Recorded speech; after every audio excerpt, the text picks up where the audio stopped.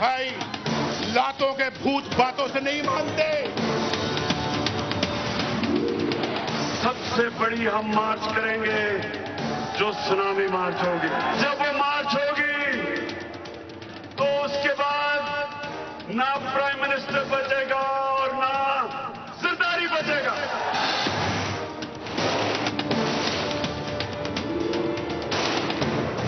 Four helicopters I have already ordered. They will be here with machine guns and everything. इसके बाद 36 cameras will be placed on all the. और अगर हम fail होते हैं इसमें तो then we have no risk. I'll ensure that it is done.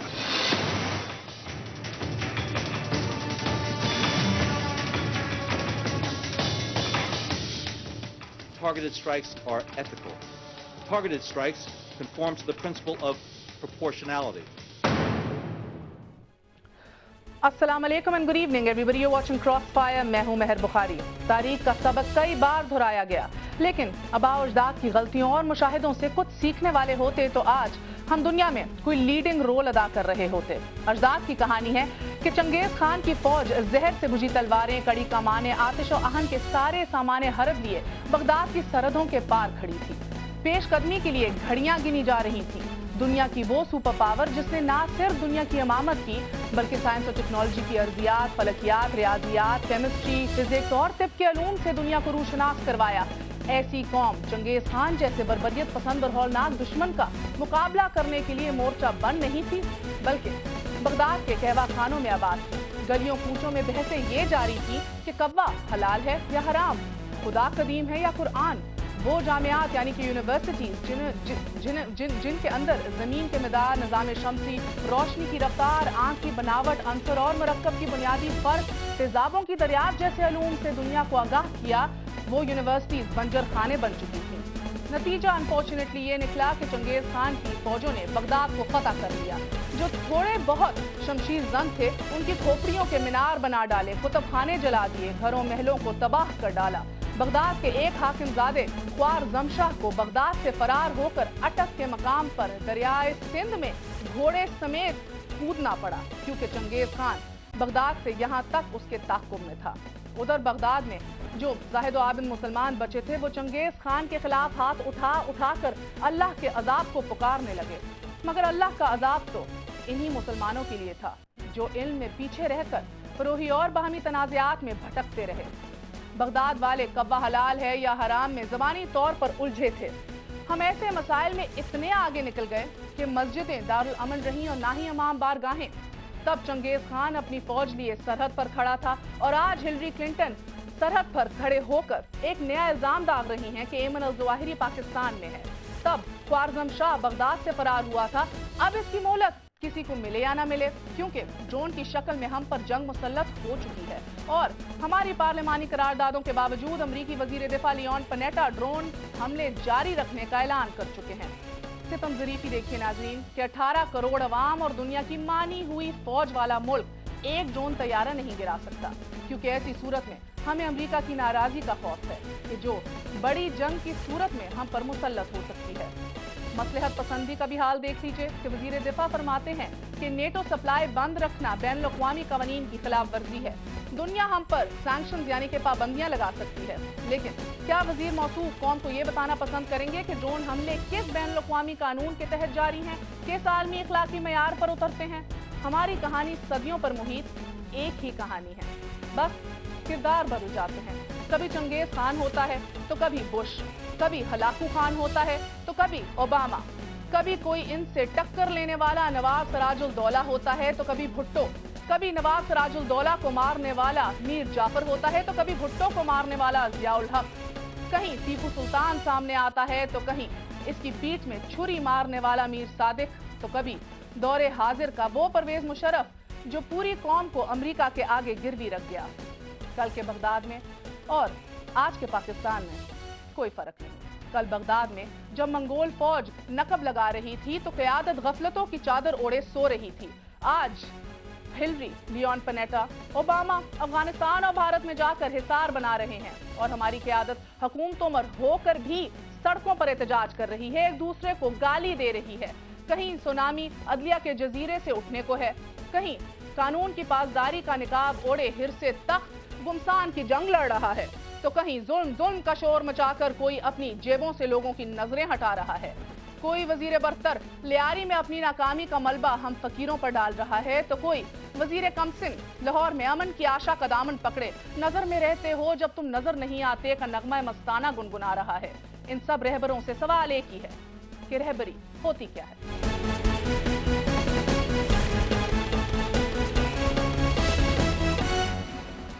तू इधर उधर की बात ना कर, बता काफिला कैसे लुटा, मुझे राहजनों की खबर नहीं, तेरी राहबरी से सवाल है।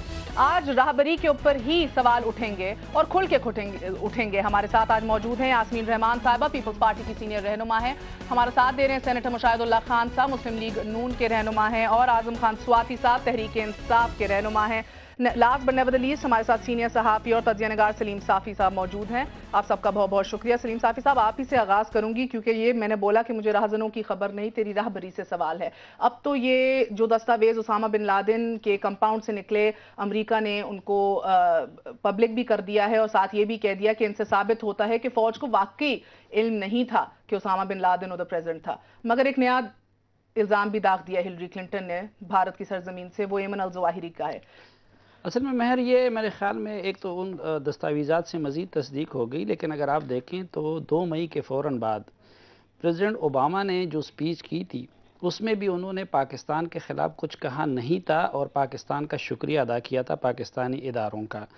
उसके बाद जो स्टेट डिपार्टमेंट का स्टेटमेंट आया था उसमें भी पाकिस्तान की तहसीन तो की गई थी, लेकिन पाकिस्तान पे इस तरह का कोई इल्ज़ाम नहीं लगाए थे। और ज़ाहिर बात है यानी कि अब भी ऐन मुमकिन है कि एमन अल-ज़वाहिरी हमारी सरजमीन पे और हमें ना पता हो। नहीं, वो यकीनन असल में देखें कि ठीक है, अमेरिकन इस तरह के मामलात को जब छेड़ते हैं तो वो वक्तन फ़वक्तन वो सियासी मकासद के लिए और प्रेशर बिल्ड करने के लिए वो करते हैं इस तरह के दावे या वो।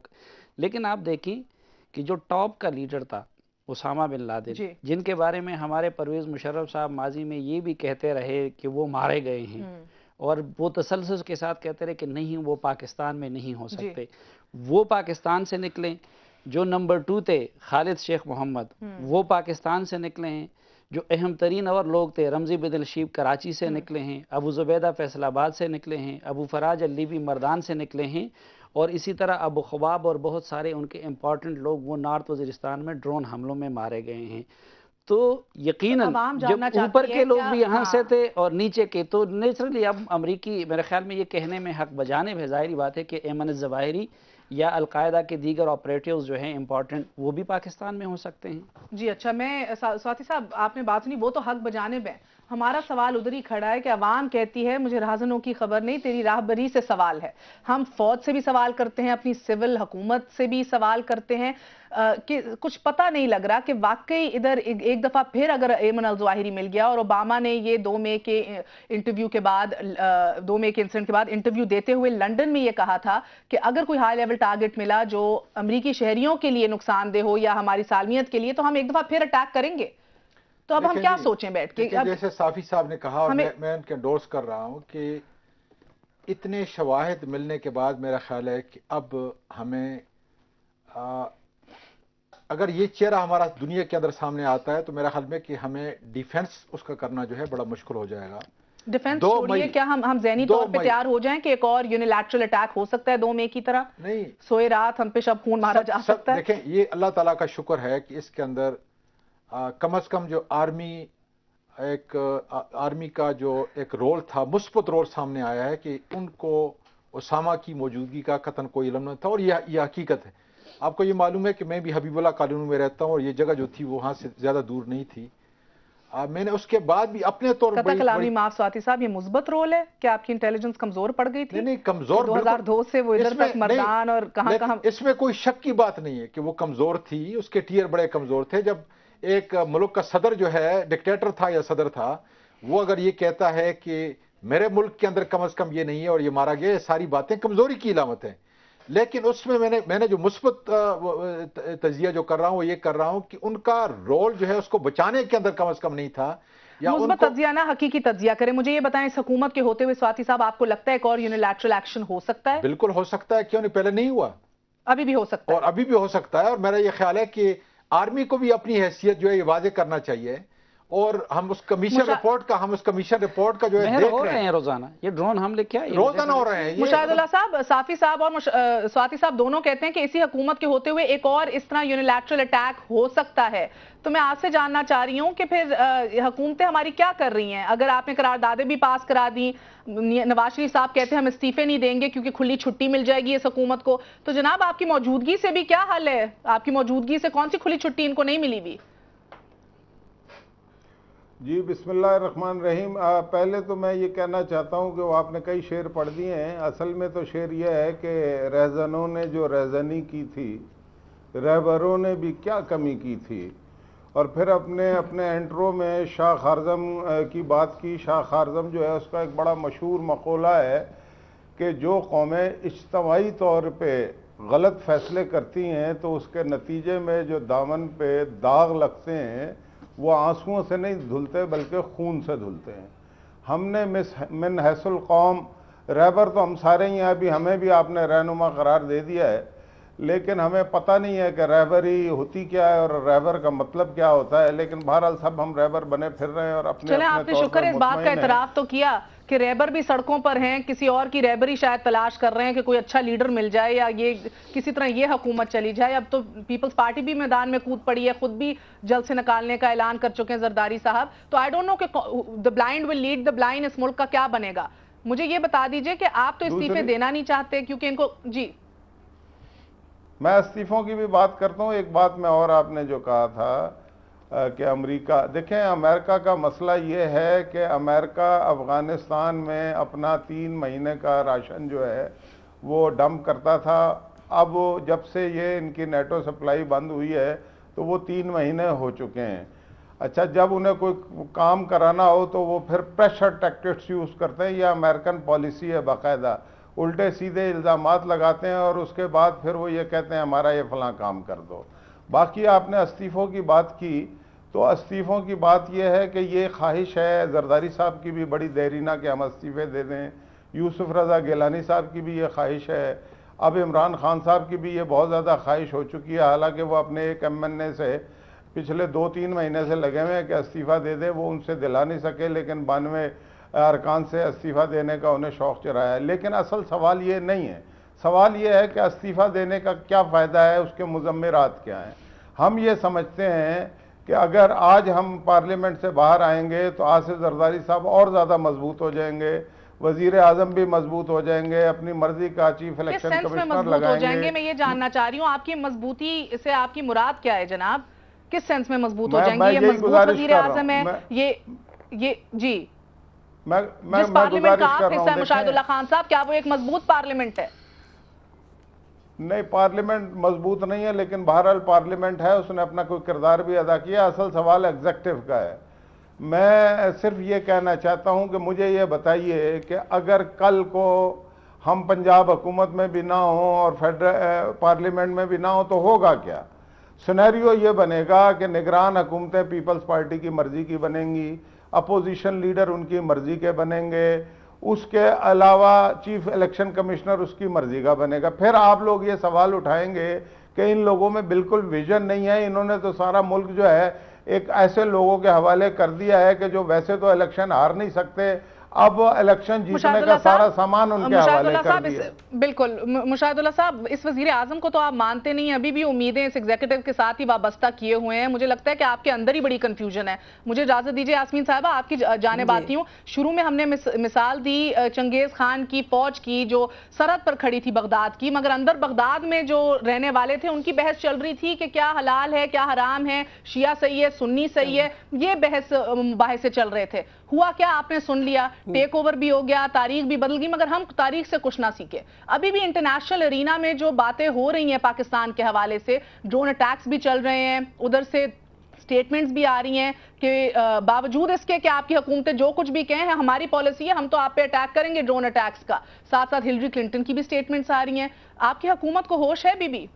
جی مہر، یقیناً میں سمجھتی ہوں کہ بہت ہوش ہے، اور جیسے ہلری کلنٹن کی جو سٹیٹمنٹ آئی تو آج ہی ہماری وزیر خارجہ نے اس کا جواب بھی دے دیا، اور میں سمجھتی ہوں کہ بالکل مضبوط جواب دیا۔ انہوں نے کہا کہ اگر کوئی ایسی بات ہے کہ اس ملک میں ایمن الظواہری یا کوئی اور موجود ہے تو انفارمیشن شیئرنگ کرنی چاہیے، اور پاکستان کی یاسمین صاحبہ اگر آپ مجھے اجازت دیجئے، ایک سوال ہے آپ سے، کیا ڈرون گرا کے جواب دیا جا سکتا ہے؟ دیکھیں ڈرون گرانے کا تو ابھی میں سمجھتی ہوں کہ بہت زیادہ ایک پریشر ڈالا گیا ہے کہ ڈرون حملے رکنے چاہیے، اور ابھی تک وہ آپ ٹھیک کہہ رہی ہیں کہ وہ رکے نہیں ہیں۔ ان کو گرانے کا جو اختیار ہے اس پہ تو پارلیمنٹ میں اگر کنسنسس بلڈ اپ ہوتا ہے تو گورنمنٹ تو سارا کچھ پارلیمنٹ کو حوالے کرتی ہے کہ پارلیمنٹ انڈورس کرے۔ ابھی جو نیٹو سپلائز کے حوالے سے، جو سیکیورٹی انگیجمنٹ کے حوالے سے جتنی بھی قراردادیں منظور ہوئیں، اس میں اپوزیشن بھی بیٹھی، تمام جماعتیں جو بھی پارلیمنٹ کے اندر موجود ہیں ان کی مشاورت سے وہ سارا کچھ جو ہے وہ پاس ہوئے ریزولوشن۔ اب میں سمجھتی ہوں کہ جہاں تک جی میں جہاں تک یہ کہتی ہوں کہ میں ایک سوال کرتا ہوں بی بی آپ سے، انتہائی مؤدبانہ گزارش کر رہا ہوں کہ قراردادیں تو پاس ہو گئیں، اور آج بھی میرے نالج کے اندر یہ ہے کہ باقاعدہ طور پر سپلائی جو ہے، اگر آئل ٹینکر وہاں پہ نہیں جا رہے اور ٹینک نہیں جا رہا ہے، باقی تو ساری چیزیں جو ہے باقاعدہ طور پہ اسمگل کی جا رہی ہیں۔ نہیں دیکھیں تو سواتی پارلیمنٹ صاحب، جو ہے اگر ان کا کوئی رول ہے، سواتی نہیں صاحب میری گزارش سنیں جی، بتائیں۔ اگر پارلیمنٹ کی قراردادوں کے باوجود بھی ہم ڈرون اٹیک کو جو اس پاکستان کے لیے، اس کی سالمیت کے لیے ایک لعنت کے طور پہ اس وقت سامنے آ رہے ہیں، اگر نہیں کر سکے تو پھر اس پارلیمنٹ کا، اس حکومت کا، اس کی انتظامیہ کا اس کا فائدہ اگر آپ مجھے اجازت دیجیے یاسمین صاحب، اس کا جواب دینے سے پہلے صافی صاحب ہم وقفے پہ جائیں۔ ہمیں انٹرنل بریفنگز کے اندر یہ تو بتایا گیا ہے کہ ہمیں صلاحیت ہے گرانے کی۔ بالکل بتایا، میں وہاں پہ موجود تھا، میں وہاں موجود تھا، میں خود بھی موجود ہوں، صافی صاحب کی بھی انفارمیشن اصل میں معاملہ صرف صلاحیت گرانے کا بھی نہیں ہے۔ دیکھیں کہ پہلی بات تو یہ ہے کہ دنیا، ہم ادھر جیسے بھی مفروضے بنائیں، دنیا اس پہ نہیں چلتی۔ دنیا نے اپنے لیے تھریٹس بھی متعین کر دیے ہیں اپنے حالات کے مطابق، اور فرینڈز اور دوست بھی ہیں۔ ہمارے یہاں ہم انکار کریں، مانے یا نہ مانے، لیکن امریکہ اور اس کے اتحادی القاعدہ کو اپنے لیے ایک سیریس تھریٹ سمجھتے ہیں۔ ٹھیک، تاریخ نے یہ پروو کر دیا ہے کہ 9/11 کے بعد بہرحال پاکستان القاعدہ کا گڑ رہا ہے، اور وہ ان کے ٹاپ کے لیڈرز یہاں سے برآمد ہوئے ہیں یا یہاں پہ وہ نشانہ بنے ہیں۔ پھر ہمارے ٹرائبل ایریاز ہیں جہاں پہ ہماری حکومت کی ریٹ نہیں ہے۔ ان ٹرائبل ایریاز کے چیف ایگزیکٹو ہیں براہ راست صدر مملکت صاحب۔ پچھلے 4 سالوں میں وہ ان ایجنسیوں کے 7 ایجنسیوں کے نہیں 1 انچ زمین پہ قدم نہیں رکھ سکے۔ صافی صاحب، اس سے پہلے میں بریک پہ جاؤں تو ہمیں تو ادھر سے بھی اطلاعات غلط ملتی ہیں نا۔ ہمیں یہ کہا گیا 95% کنٹرول آپ کا قرم ایجنسی میں ہو گیا ہے، دہشت گردوں کو شکست دے دی ہے۔ یہی میں عرض کر رہا ہوں نا کہ میں 11 ہمارے فوجی جوانوں کو اگر میں اسلام آباد میں خود آ سکتا ہوں، خود دیکھ سکتا ہوں، تو میں دنیا کو پھر یہ بتا سکتا ہوں کہ اسلام آباد میں یہ چیز ہے یا نہیں ہے۔ اب جب ادھر آپ کی اتنی ریٹ نہیں ہے کہ آپ کے چیف ایگزیکٹو جو ان علاقوں کے وہ ادھر 1 انچ پہ قدم نہیں رکھ سکتے، اور خود آپ لوگ کہتے ہیں کہ ہمارا فلاں ادھر بیٹھا ہوا ہے، فلاں اغوا ہو گیا ہے، تو آپ دنیا کو کس طرح کہہ سکتے ہیں کہ میری یہ سرزمین آپ کے خلاف استعمال نہیں ہو رہی؟ پہلی بات تو یہ ہے کہ ڈرون گرانے کی صلاحیت سے پہلے تو آپ کی جو سرزمین ہے وہاں پہ آپ حکومتی ریٹ تو اسٹیبلش کر لینا۔ بالکل کریں، اور ایک چھوٹا سا وقفہ لیں گے، وقفے کے بعد یہی سوال پوچھا جائے گا، اگر ایمن الظواہری کے خلاف یونیلیٹرل ایکشن ہوتا ہے پاکستان سرزمین پہ تو ڈرون پہ خاموشی ضرور صحیح، مگر کیا صدر مملکت آصف علی زرداری جو ابھی تک قدم نہیں رکھ پائے اپنی ہی سرزمین کے ان علاقوں میں، کیا وہ ایک اور لیٹر لکھیں گے یا ایک اور پوسٹ لکھیں گے واشنگٹن پوسٹ کو؟ اسی کا جواب لیں گے آفٹر ویری شارٹ بریک۔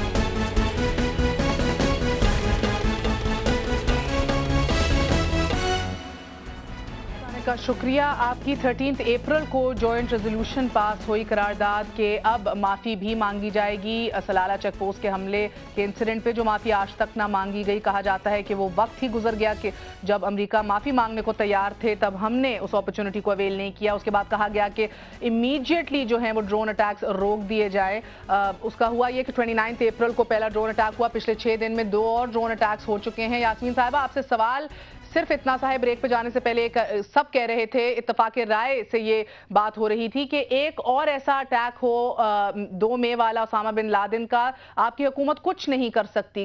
بالکل بھی ہم لوگوں نے کوئی ایسے انیشیٹیوز نہیں لیے کہ ایسا اٹیک نہ ہو, نہ ایسی گارنٹیز لی ہیں.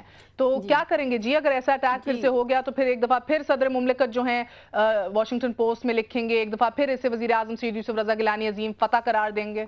نہیں دیکھیں مہر, میں یہ سمجھتی ہوں کہ جس طرح حکومت نے پیچھے جو بھی سلالہ کے واقعات کے بعد جس طریقے سے نیٹو کی سپلائز بند کی, تو وہ صرف اسی گورنمنٹ نے اتنا بولڈ سٹیپ لیا. شمسی ایئر بیس کا ہو, بون کانفرنس کا بائیکاٹ ہو. آپ ماضی میں دیکھیں آپ کی کون سی حکومت ہے جس نے اتنے سے بھی سٹیپس لیے ہوں, بلکہ آپ نے خود کہا کہ 9/11 کے بعد پاکستان کو گروی رکھ دیا گیا, اور اس کے بعد آج اگر حکومت اس کے اوپر بھی آپ سے اختلاف ہے جی وہ اس بات کا بی بی کہ جب بھی آمریت آتی ہے, اس کے آمریت ختم ہوتی ہے, اس کے بعد جمہوری حکومتیں آتی ہیں, وہ وقت آپ کے پاس ہوتا ہے کہ ساری پالیسیز ریورٹ کر دی جائیں, سٹینڈ لے ہماری جمہوری حکومتیں. آپ نے مشرف کی پالیسیز بھی کنٹینیوڈ رکھی اور تب جا کے ایک سٹیپ لیا. وہ بھی کہنے والے کہتے ہیں آپ نے نہیں, راولپنڈی سے یہ فیصلہ ہوا تھا کہ جب فوجی شہید ہوئے ہیں تو اب اس کے اوپر ایک سٹینڈ لیا جائے, ورنہ تو کیجولٹیز آپ کی کب کی ہو رہی ہیں.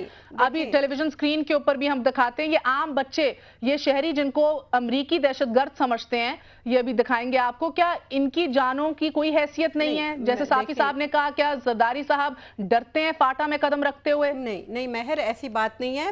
میں صرف یہ لیٹ می کمپلیٹ, میں یہ کہنا چاہوں گی کہ حکومت نے بہت بولڈ سٹینڈ لیا, اور ابھی بھی آج بھی وزیر خارجہ کا بیان دیکھیں تو کہیں بھی آپ کو کمزوری یا لچک نظر نہیں آئے گی. جس طریقے سے انہوں نے یہ کہا کہ ہمارے ساتھ انفارمیشن شیئرنگ کیا جائے, جو کہ کسی بھی کنٹری کا رائٹ بنتا ہے. جو صافی صاحب نے ڈرون حملوں کے ساتھ انالیسس کیا, تو اس کے بارے میں ہمیں ضرور سوچنا ہے کہ انہوں نے جو سچویشن انالائز کی, تو آئی ایگری کہ بہت سے ہائی ویلیو ٹارگیٹس. آپ کی آواز مجھے نہیں آ رہی جی, آپ کی آواز ذرا سی کٹی ہے, قطع کلامی معاف. جی میں ابھی اگر ابھی آواز صحیح آ رہی ہے, تو میں نے کہا صافی صاحب نے جو انالیسس کیا ڈرون اٹیکس کے ساتھ, تو ہمیں اس انالیسس کو ضرور دیکھنا ہے.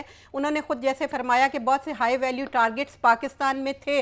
اب یہ ریزن ہے کہ وہ کس طرح تھے اور کیوں تھے, اور ہماری ایجنسیز کو کیوں نہیں علم ہو سکا. تو اس وجہ سے پاکستان پہ یقیناً جو انگلیاں اٹھتی ہیں, وہ ہم اس کا جواب جو ہے اس طرح اسٹرانگلی تبھی دے سکتے ہیں جب ہمارے پاس پوری انفارمیشن ہو کہ ہمارے ملک میں کیوں اس قسم کے لوگ پناہ لیے ہوئے ہیں. صاحب اگر ہم ڈرون اٹیکس کے خلاف اتنا بولتے ہیں, اور جس طرح انہوں نے کہا کہ ہنا ربانی کھر نے بڑی ایسے بیان داغ دیا, معذرت کے ساتھ شاہ محمود قریشی صاحب بھی اسی طرح کی زبانی کلامی کرتے تھے, جیسے کوئی فرق نہیں پڑتا کسی کو. میں پہلی بات تو یہ, کیا ہم خود مار سکتے ہیں دہشت گردوں کو, یا خود اپنی ہماری کوئی پالیسی ایگزسٹ کرتی ہے؟ پہلی بات تو یہ ہے کہ وہ جواب کس نے دینا ہے.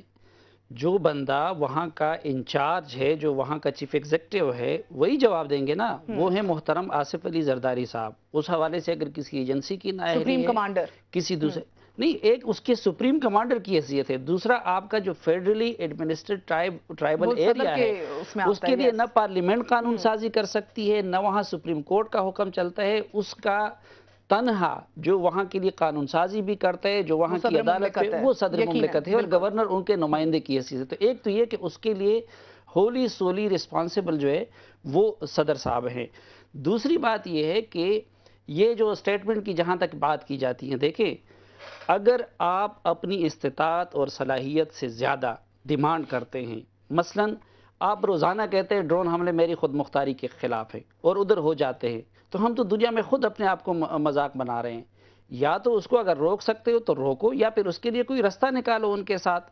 تو یہ زبانی کلامی جو چیز, میرا سوال آپ سے یہ, ہمارے پاس کیا پالیسی ہے نہیں, کیا ہم نمٹنا چاہتے نہیں ہیں شمالی وزیرستان میں, جنوبی وزیرستان میں, ان علاقوں میں؟ جو سب سے افسوسناک امر ہے نا, وہ یہ ہے کہ ان ایشوز پہ اس وقت ہماری ریاست کی کوئی پالیسی نہیں ہے. ہم تو دن رات بیٹھ کے امریکہ کے کنفیوژن کا ذکر کرتے ہیں نا, لیکن یہ میں کئی لوگوں سے پوچھ چکا ہوں یہ پچھلے 2-3 ہفتوں کے دوران. میں نے خصوصی سٹڈی کیا کہ ہم کیا چاہتے ہیں. مثلا ہماری حکومت آپ پوچھیں, کیا وہ افغانستان میں امریکہ کی کامیابی چاہتی ہے؟ نہیں. کیا وہاں وہ افغانستان میں طالبان کی دوبارہ حکومت چاہتی ہے؟ نہیں. کیا پاکستانی ملیٹنٹ اور القاعدہ کے ساتھ ان کی ریکنسیلیشن کی کوئی پالیسی ہے؟ نہیں. کیا نارتھ وزیرستان میں وہ کوئی آپریشن کرنا چاہتی ہے؟ نہیں. یعنی سمجھ سے بالاتا رہے. دیکھیں پوری دنیا اس وقت پاکستان کو دیکھ رہی ہے القاعدہ, طالبان اور افغانستان کے تناظر میں. بدقسمتی یہ ہے, وہ جو آپ نے بغداد کی مثال دی ہے وہ بڑی فٹ آتی ہے اس وقت اسلام آباد پہ, کہ جس زاویے سے دنیا آپ کو دیکھ رہی ہے وہ آئینہ، اس کی نہ اسلام آباد میں اس کی کوئی اہمیت ہے، نہ اس کی کوئی انڈرسٹینڈنگ ہے، نہ اس حوالے سے کوئی پالیسی. یہاں یہ ڈرامے جاری ہے، یہ میمو کا ڈرامہ ہے، یہ این آر او کا معاملہ ہے، اس کو گرا دو، اس کو اٹھا دو، یہ چیزیں چل رہی ہے. میں اس انٹرنیشنل سینیریو جو ہے اس کو اس تناظر میں دیکھتا ہوں کہ 9/11 کا واقعہ جو ہے وہ کوئی معمولی واقعہ نہیں تھا، لیکن وہاں بھی ایجنسی کا پورا جو سسٹم تھا، ان کا انفراسٹرکچر جو تھا وہ فیل ہو گیا اور اس کو ڈیٹیکٹ کرنے میں کامیاب نہیں ہوا. لیکن اس کے بعد آپ دیکھیں جی کہ انہوں نے جتنے قانون بنائے اور جو ایجنسی ہے وہاں پہ ہوم لینڈ سیکیورٹی کے نام سے انہوں نے جو بھی مظالم کیا اپنی جگہ پہ، لیکن انہوں نے اپنے ملک کو محفوظ کرنے کے لیے ایک ہی پالیسی، جس طریقے سے صافی صاحب نے کہا، ایک پالیسی بنائی اور اس پہ عمل درآمد کیا. آج ہمارے پاس چونکہ پالیسی نہیں ہے، جس کے ویکیوم کی صورت کے اندر جو ہے یہ ساری چیزیں مشاہد اللہ صاحب، ریاست پاکستان کی کوئی پالیسی نہیں ہے دہشت گردی کے حوالے سے. انہوں نے ٹھیک کہا کہ ڈرامے ختم کریں گے این آر او کے، اور یہ جو جیسے کہ صافی یہ بات صحیح لگی جی نہیں، مجھے صحیح نہیں لگی، یہ بات حقیقت ہے، یہ حقیقت ہے، یہ بالکل حقیقت ہے کہ سکون سے مجھے حکومت انٹرسٹنگ ہو. بات اس لیے لگی بیکاز آپ کا منشور جب پڑھا جاتا ہے اب بھی، اور آپ کی جب کامیابیاں گنوائی جاتی ہیں پیپلز پارٹی کی، تو سب سے پہلی کامیابی یہ بتائی جاتی ہے ہم دہشت گردی سے ہماری حکومت نے نمٹا. تو مشاہد اللہ صاحب، میں آپ سے یہ جاننا چاہوں گی، ایک سیکنڈ اجازت دیجیے، ریاست پاکستان کی پالیسی جب نظر نہیں آ رہی ادھر، تو اپوزیشن حزب اختلاف کیا کردار ابھی ادا کر رہی ہے؟ کیونکہ میں یہ اس لیے پوچھ رہی ہوں، ابھی آپ تنہا کھڑے ہیں، آپ نے ڈیمانڈ کیا، ریکویسٹ کیا تحریک انصاف ساتھ دے، وہ آپ کے اوپر بھروسہ نہیں کرتے. منور حسن صاحب بھی یہ کہہ چکے ہیں، نواز شریف کے قول و فعل میں بہت تضاد ہے. اب آپ تنہا جو کھڑے ہیں، ابھی بھی آپ تقاضا کر رہے ہیں کہ وزیر اعظم کی کرسی خالی ہو، پیپلز پارٹی اقتدار سے علیحدہ ہو، یہ آپ کی ڈیمانڈ ابھی بھی نہیں ہے؟ دیکھیں، پہلی بات تو یہ ہے کہ یہ تنہا والی کوئی بات نہیں ہوتی. جس وقت ہم عدلیہ کی بحالی کے لیے میاں صاحب نکلے تھے نا، اپنی جان ہتھیلی پہ رکھ کے، امریکہ بھی منع کر رہا تھا، ہلری کلنٹن بھی منع کر رہی تھی، امریکن ایمبیسیڈر بھی آیا تھا، تو تنہا ہی نکلے تھے نا جان ہتھیلی پہ رکھ کے. تو پھر لوگ بھی تنہا نہیں تھے، اصل چیز عوام ہوتی ہے، جو بھی تھے عوام تنہا نہیں تھے، بلکہ مجھے یاد آ گیا اس بات سے مشاہد اللہ صاحب، یہ بھی آج کی خبر تھی کہ میاں صاحب نے یہ کہا ہے کہ اگر فوج نے کوئی کردار ادا کیا ججز کی بحالی میں تو اچھا کیا. یعنی اسے یہ سمجھا جائے کہ اگر آپ کے فیصلوں کے ساتھ عسکری قیادت چلے تو وہ اچھی ہے، مگر اگر آپ کے فیصلوں کے خلاف چلے تو پھر وہ اپنے حدود سے آگے نکل رہی ہے. یہ بڑا اچھا ہے جناب. اصل میں آپ کو جو بھی پتہ لگا، آدھی بات پتہ لگی، میں وہیں پہ موجود تھا. بات یہ ہے کہ انہوں نے یہ کہا تھا اگر کسی نے کردار ادا کیا اچھا کیا، لیکن اس لیے کردار وہ ادا ہوا کہ جب پبلک لاکھوں کے تعداد میں سڑکوں پہ نکلی تھی تبھی لوگ کردار ادا کرتے ہیں نا، ورنہ اس سے پہلے کیوں نہیں کر دیا تھا. تو اصل بات تو یہ، میں یہ کہنا چاہتا ہوں آپ کا جو دوسرا جی، سیاست میں کچھ قوتوں کا کردار تو کوئی معنی رکھتا ہی نہیں ہے نا، سرے سے ہونا ہی نہیں چاہیے. ہونا تو نہیں چاہیے، لیکن یہ تو جمہوری حکومتوں کا کام ہے نا. اس وقت کی حکومت کبھی کہتی ہے جی اسٹیٹ ود ان اسٹیٹ ہے. سن تو لینا آپ بات، تو پورے سوال 8-9 کر دیے، جواب ایک بھی نہیں لے رہی آپ. بات یہ ہے کہ جب حکومت یہ کہتی ہے کہ اسٹیٹ ود ان اسٹیٹ ہے، 3 دن بعد وہ کہتے ہیں جی ہم ایک پچ پہ ہیں. پھر آپ یہ، ابھی آپ کا سوال تھا کہ دہشت گردی، آپ یہاں کی دہشت گردی کو تو چھوڑیں جو وزیرستان میں ہو رہی ہے. میں یہ کہتا ہوں کہ جو لیاری میں دہشت گردی ہو رہی، کیا اس پہ انہوں نے قابو پا لیا ہے؟ بلوچستان میں 4.25 سال میں حالات خراب ہوئے ہیں یا پہلے سے بہتر ہوئے ہیں؟ کراچی میں جو ٹارگٹ کلنگ ہوئی ہے، آج بھی ابھی کوئی 5 منٹ پہلے 2 بندے جو ہیں ٹارگٹ کلنگ کا شکار ہوئے ہیں. کیا اس پہ کسی بھی چیز پہ کوئی قابو پایا ریاست نے؟ اگر نہیں پایا، اگر پایا ہوتا تو حالات بڑے اچھے ہوتے، KPK میں بھی اچھے ہوتے، سندھ میں بھی اچھے ہوتے، بلوچستان میں بھی اچھے ہوتے، کراچی میں بھی اچھے ہوتے، لیاری میں بھی اچھے ہوتے. لیکن یہ تو مطلب کہ سوال ہی ٹھیک نہیں ہے. ہر چیز بچے کو نظر آ رہی ہے کہ یہ ریاست جب اس کی دلچسپی نہیں ہے ان کاموں میں، جب وہ مسائل حل کرنے کی صلاحیت بھی نہیں رکھتے اور کرنا بھی نہیں چاہتے، جو کام وہ کرنا چاہتے ہیں وہ جتنی خوش اسلوبی سے کر رہے ہیں دنیا کی تاریخ میں اس طرح سے کسی نے نہیں کیا ہوگا. جی بالکل سمجھ گئے. اب یعنی کہ جب یہ ریاست کی درستگی چاہ رہے ہیں تو آپ سیاست کر رہے ہیں، آپ ان کا ساتھ نہیں دینا چاہ رہے، سب سے بڑی سیاسی قوت کا ادھر. ایک چھوٹے سے وقفے کے بعد سواتی صاحب آپ سے ویری شارٹ بریک.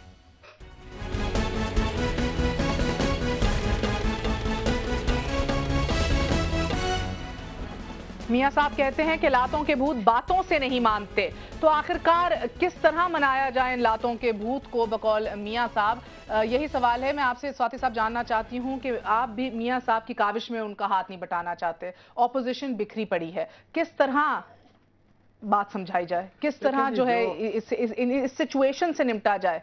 देखें, उसका जवाब तो बहरहाल मुशाहिद अल्लाह साहब ज़रूर देंगे, लेकिन हमारी पार्टी का ये मौक़िफ़ है कि अगर सारे अवामी मसाइल और जितनी भी इंटरनेशनल पॉलिसीज़ की कमज़ोरियाँ हैं, डोमेस्टिक है या फ़ॉरेन है, अगर उसको इस पार्लियामेंट के ज़रिए और इस सूबाई हुकूमतों के ज़रिए हम उसका हल नहीं तलाश कर सके और नहीं कर सके 4.5 साल के अंदर, करप्शन है, आपकी महंगाई है, लाकानूनियत है आपकी, तो जाहिर है कि फिर उस पार्लियामेंट पे रहना मेरे लिए कम से कम बेसूद है।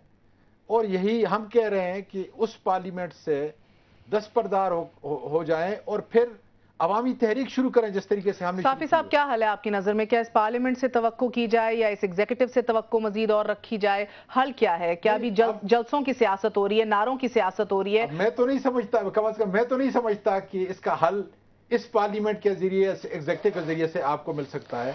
जाहिर है कि मुशाहिद अल्लाह साहब जो है उसका अपना तजिया करेंगे कि अगर है तो फिर तारीख न चलाएं, फिर हम तारीख चलाएंगे इंशाल्लाह ताला। नहीं, मेरा ख्याल है कि सिर्फ पार्लियामेंट या इस सेटअप का नहीं है, बल्कि बदकिस्मती से मुल्क की मसाइल का हल इस वक्त जो मजमूई सियासी लीडरशिप है वो सब अपनी अपनी जगह पे, वो मैं यानी अदब के साथ, लेकिन या उनकी तरजीहात गलत हैं या उनकी कुछ और मसाइल है, लेकिन सब अपनी अपनी जगह पे नाकाम साबित हो रहे हैं। अपोजिशन बतौर अपोजिशन, हुकूमत बतौर हुकूमत।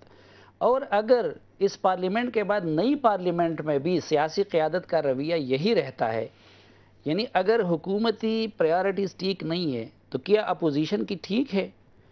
यानी ये दोनों अपोजिशन है ना, तहरीक इंसाफ और वो, क्या इन दोनों की आपस की मुखालफत वो कौमी इश्यूज़ की बुनियाद पे हैं? उन मैक्सिमम चीज़ों पे तो वो तो अगले इलेक्शन और वोटों के बुनियाद पे, अगले इलेक्शन के लिए देखिए मेरिट पे कोई बात नहीं कर रहा। मसलन अब ये सूबों का मामला ले रहे, अगर मैं फिर उसी पे आऊँगा, अगर सूबे बनाने में संजीदा होते तो जरदारी साहब पहले तो उस जगह को कोई हैसियत देते ना जो न सूबा है न सूबे का हिस्सा है फाटा का, और जो उनके एक दस्तखत से हो सकते हैं, लेकिन उन्होंने भी सराइकी का शोशा एक आर्जी सियासी उसके लिए निकाल दिया, और मुस्लिम लीग नून भी टेट पर टेट के तौर पे जो उन्होंने भी बगैर सोचे समझे वो 3-4 सूबों का वो कर दिया।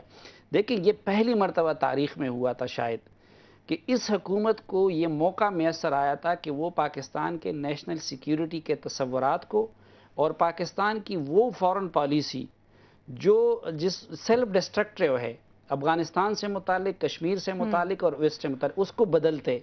वो कहते हैं कि हमारी बहुत बड़ी कामयाबी है कि हमने पार्लियामेंट में बहस कराई है, पहली दफ़ा ये करारदाद आई है। यास्मीन साहिबा, आप यकीनन इसी बात को गिनवाएंगी। उसने तो हम जैसे तालिब इल्मों के इस हद तक मायूस कर दिया, क्योंकि उन सिफारिशात की तैयारी में इस पार्लियामेंट ने और उस कमेटी ने जिस नाअहली का मुजाहरा किया, मैं तो कहता हूँ कि आइंदा के लिए हम किस मुंह से मांगेंगे ये कि जी एस्टैब्लिशमेंट की बजाय उनको ये पॉलिसी इनको बनानी चाहिए। जी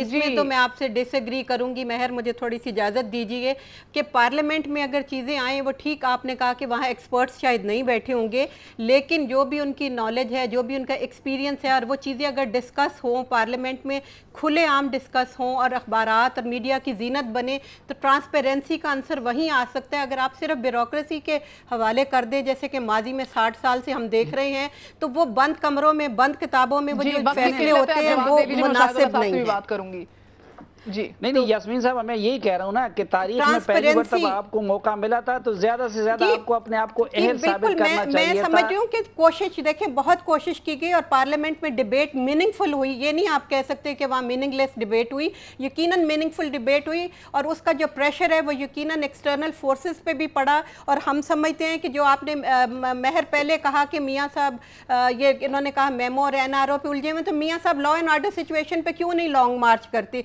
क्यों नहीं लियारी के लिए, क्यों नहीं बलोचिस्तान के लिए? बिल्कुल साफी साहब की इस बात से मैं एग्री करती हूं कि इन चीजों पे क्यों नहीं वो बात होती। आखिरी 30 सेकंड रह गए, मुशाहिदुल्लाह साहब इसका जवाब दीजिए प्लीज। ये कितनी जबरदस्त बात की है यास्मीन रहमान साहिबा ने कि जी हम क्यों नहीं करते آپ لیاری کے حالات خراب کریں، ہم نے نہیں خراب کراچی کیے، کے حالات خراب کریں، ہم نے نہیں خراب میری بات سن لیں، یہ سپریم کورٹ نے کہا ہے، نہیں سن لیں یہ سپریم کورٹ نے کہا، میں نے نہیں کہا، انہوں نے کہا آپ کی پارٹی کو بھی کہ آپ کا ملیٹنٹ ونگ ہے، آپ لوگ بھتے میں ملوث ہیں، تو سپریم کورٹ نے کہا ہے آپ حالات خراب کریں اور اپوزیشن ٹھیک کریں، یہ عجیب و غریب حکومت ہے۔ یہی مسئلہ ہے اصل میں کہ یہ اپنے آپ کو حکومت میں نہیں سمجھتے، یہ اپوزیشن میں سمجھتے ہیں۔ بھائی ہم ٹھیک کریں گے، آپ ریزائن کر لیں، ٹھیک کر لیں گے۔ بہت شکریہ ہمارا ساتھ دینے کا مشاہد اللہ صاحب، آپ بھی سواتی صاحب، صافی صاحب، آپ بھی، یاسمین صاحبہ آپ بھی۔ یہ مسائل نصف صدی کا قصہ نہیں ہے، پل دو پل کی بات نہیں ہے، آپ جانتے ہیں ساری باتوں کو، ہم آپ کو آگاہ رکھیں گے اس حوالے سے۔ آج کے لیے اجازت دیجیے، گڈ نائٹ، اللہ حافظ۔